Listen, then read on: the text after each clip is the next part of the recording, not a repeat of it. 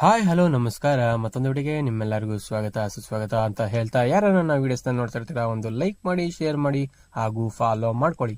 Follow ಮಾಡೋದ್ರ done.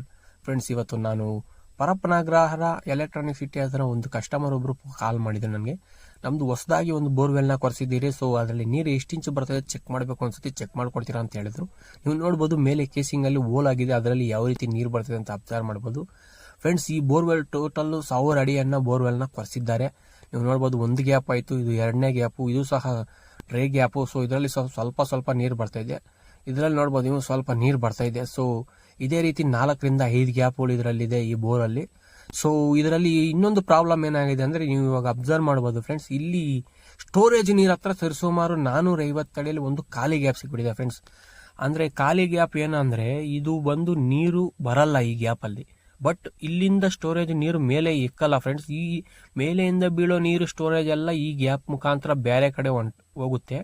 So ಅದರಿಂದ ಯಾವುದೇ ಕಾರಣಕ್ಕೂ ನೀರು ತುಂಬಿಕೊಳಲ್ಲ ಈ ಬೋರಲ್ಲಿ. ಅಬ್ಸರ್ವ್ ಮಾಡ್ಬೋದು, ಎಲ್ಲ ಖಾಲಿ ಗ್ಯಾಪಲ್ಲಿ ಈ ಬೋರ್ಗಿಂತ ಡೀಪ್ ಬೋರ್ ಯಾವ್ದಿರುತ್ತೋ ಆ ಬೋರ್ ಕಡೆ ಈ ನೀರು ಅಂತಕ್ಕಂಥದ್ದು ಒಳ ಹರಿಯುತ್ತೆ. ಸೊ ನೀವು ಅಬ್ಸರ್ವ್ ಮಾಡ್ಬೋದು, ಎಷ್ಟೇ ನೀರು ಬಿದ್ರೂ ತುಂಬ್ತಾ ಇಲ್ಲ. ನೋಡ್ಬೋದು, ನೀವು ಅಬ್ಸರ್ವ್ ಮಾಡ್ಬೋದು ವಿಡಿಯೋದಲ್ಲಿ ನೀರು ತುಂಬಲ್ಲ ಫ್ರೆಂಡ್ಸ್. ಇದೇ ಒಂದು ವೇಳೆ ಇದು ಖಾಲಿ ಗ್ಯಾಪ್ ಆಗದಿರಾ ಇದರಲ್ಲಿ ಸಹ ನೀರು ಬರ್ತಾ ಇದ್ದಿದ್ರೆ ನೀರು ಮೇಲೆವರೆಗೂ ಇನ್ನೂ ತುಂಬೋದು ಫ್ರೆಂಡ್ಸ್. ಖಾಲಿ ಗ್ಯಾಪ್ ಆಗಿರೋದಕ್ಕಿಂತ ಪ್ರೆಷರ್ ಇಂದ ಬೇರೆ ಕಡೆ ಹೋಗ್ತಾ ಇದೆ ನೀರು. ನೀವು ನೋಡ್ಬೋದು, ಈ ಲೆಫ್ಟ್ ಸೈಡ್ ಏನೋ ನೀರು ಹೋಗ್ತಿದೆ, ತುಂಬಿಕೊಂಡು ಎಲ್ಲ ಲೆಫ್ಟ್ ಸೈಡ್ ಹೋಗುತ್ತೆ.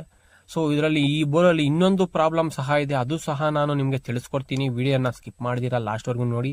ಹಾಗೂ ಇದೇ ರೀತಿ ನೀವು ಏನನ್ನ ಬೋರ್ವೆಲ್ ಸ್ಕ್ಯಾನಿಂಗ್ ಮಾಡಿಸಬೇಕಾದ್ರೆ ನನ್ನ ನಂಬರ್ ಸ್ಕ್ರೀನ್ ಮೇಲೆ ಬರುತ್ತೆ ಅಥವಾ ಡಿಸ್ಕ್ರಿಪ್ಷನ್ ಇರುತ್ತೆ. ನಮ್ದು ಬಂದು Sundar borewell scanning service, Hosakote, Bengaluru ಗ್ರಾಮಾಂತರ ಜಿಲ್ಲೆ.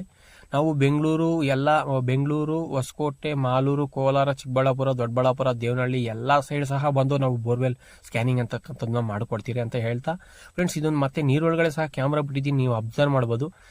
ಸುಮಾರು ಒಂದು 650 ಅಡಿಯಲ್ಲೂ ಸಹ ಲೂಸ್ ಬೋಟ್ರಸ್ಗಳು ಅಂತಕ್ಕಂಥದ್ದು ಇದರಲ್ಲಿ ಈ ಬೋರಲ್ಲಿ ಇದೆ.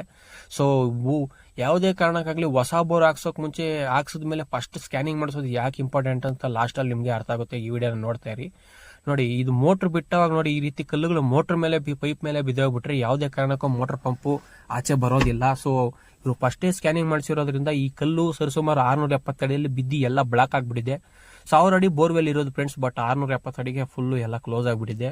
ಸೊ ಈ ಬೋಟ್ರಸ್ ಬರೋ ಜಾಗದಲ್ಲಿ ಕ್ಲೀನ್ ಮಾಡು ಕೇಸಿಂಗ್ ಸಹ ಹಾಕೊಂಡ್ರೆ ಆರಾಮಾಗಿ ನೆಕ್ಸ್ಟ್ ಟೈಮ್ ಮೋಟ್ರ್ ಇಳಿಸ್ಕೊಬೋದು, ಇಲ್ಲಾಂದ್ರೆ ತುಂಬಾನೇ ಕಷ್ಟ ಆಗುತ್ತೆ.